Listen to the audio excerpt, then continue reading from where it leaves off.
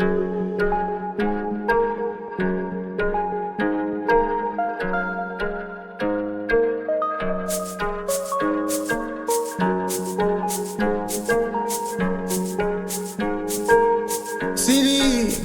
wa mugayavu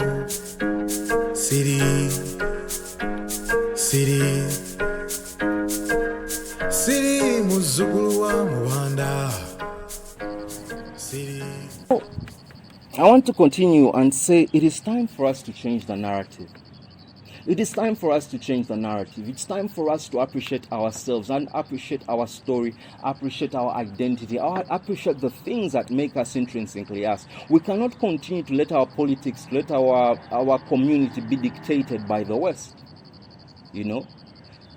If you look at the coups that have happened in Africa, if you look at the assassinations of leaders that have happened in Africa, one of the saddest for me is Thomas Sankara. This was a brilliant luminary that Africa needed. But because of Western interventionism, he was murdered with the help of the French. And when you go next door neighbors here, Congo, Patrice Lumumba was killed, and Congo has never recovered ever since because of Western interventionism. And it is sad that up to this day, African leaders are being bundled together and carried to France to discuss African problems. I do not think that is right. We as Africans have the capacity to solve our own problems, and it's about time that we recognize this power, organize ourselves, and what's the word I want to use, and exert ourselves to solving the African problems. We cannot continue expecting the foreigner and the Westerner to come here and solve our problems. They've caused more trouble than good, if you ask me. Because the beautiful things about Africa have been whitewashed. The history of Africa has been edited to leave us in a place where we don't belong. And I find it very sad that Africans are drowning in the seas trying to flee home to go to Europe. What is in Europe that is not in Africa? If Europeans come here for holiday, if everything that the Europeans need, they get it from here, what is in Europe that is not here? I think it's simply a matter of, one, appreciating what we have, understanding it, and then really valuing it enough and doing more with it. Africa, it's time to wake up. It's time to change the narrative. It's time to change the way that you and I look at Africa. We need to come to a place where we say we are proud to be Africans. We are proud of the color of our skin. And speaking of color of the skin, I ask, when people say that you are black or that you're white, ask them, what is black about this? This is not black. This is black. So how did we come to a place where the color of the African man means black and the Muzungu who is pink is white? We need to really be okay to ask these questions and say, I'm not black, I'm African. And there is nothing wrong with being African. There is totally nothing wrong with being African. Being African should be, right now, one of the greatest things to be proud of. When you look at fashion, for example, the proliferation of the Ghanaian kente, the proliferation of African fabric all over the world, you need to appreciate this. Our languages. And I want to think that one of the things that we need to do to reclaim our story and to reclaim the African soul, because it is important now to reclaim the African soul, because after 500 years of being plundered, after 500 years of being raped, 500 years of being told that we are less than, 500 years of being slaves, something has happened in our lives that needs to change. And that is why I'm having this conversation with you today. That it is important for us to reclaim the African soul. And when we think about the African soul, that is where our identity really lies, the things that make us intrinsically African. And these are some of the things I want to talk about that it's very important for us to reclaim the African soul through. One is our art. I want to speak to people who appreciate the importance of art. And I've always said this, and I said it in a video earlier, that art is at the heart of humanity. That when you spell the word heart, you find in it the word art. And if you look at the history of humanity, the civilizations that have managed to live on up to this day have left us with something to look at, and that is art. But how is it that the African art is currently lying all over the world, in Europe, in Belgium, in France, in UK, in America? That even the man-eating lions from Savoy in Kenya are somehow kept in the museum in Chicago, USA, and yet it's not even Americans who are building that railway. So how is this thing happening? You know, recently there was a tribe and a community in Namibia that the German government acknowledged that they had wronged them, and they say that they were going to pay some money. But what is that money compared to the African soul that has been robbed, the African heritage, the people that were killed in trying to diminish the African spirit? It is time that we take back our heritage, beginning with art. We need to claim back our art wherever it is across the world. I know this is very controversial, but how can it be African art and it is lying in European museums?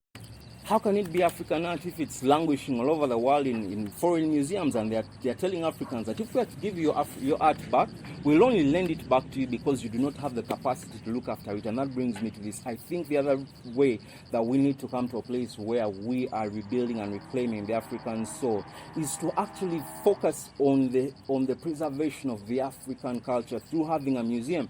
I mean, in Uganda, we only have one museum in Kampala. I believe that there should be a museum in every region of this country. Let there be a museum for the Bagiso. Let there be a museum for the Banyanko. Let there be a museum for the Batoro. Let there be a museum in Arua. Let there be a museum for every people to go and curate and collect their heritage, and have a place where a child in the future does not have to go very far to know more about themselves. Museum. The other thing is the African language. In Uganda, for example, we are told that we have over 52 tribes, and that is something to be beautiful, to be grateful for. And I find it sad that in Africa we measure intelligence and education or knowledgeability by how well we speak English. The more grammar we can blow, the more impressive we are. I think that is very shameful. You find someone who can speak the Queen's English very, very clearly, by bringing them to speak their mother tongue, and it is something that they can't do. And if anything, it is something that they are ashamed of. Speaking of shame, I find another ridiculous thing that happens in African schools, something called a vernacular book. That if a child is caught speaking vernacular, or vernacular here being an African language, they have to write their name in that book, and if anything, they'll be punished. I remember I was caned in primary for speaking vernacular.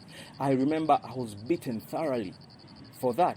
Imagine how our education system tells us that it is something to be ashamed of to speak your own African languages. And I find that in the African education system, there is a focus and even something of pride that someone can study French and study English and study German and study Japanese and study Chinese, but there is no one to teach them Lunyoro. There is no one to teach them Lutoro at the university. There is no one to teach local languages at the university. How is this? How do we expect to grow? How do we expect to really be a people who are proud when we do not even have our own language?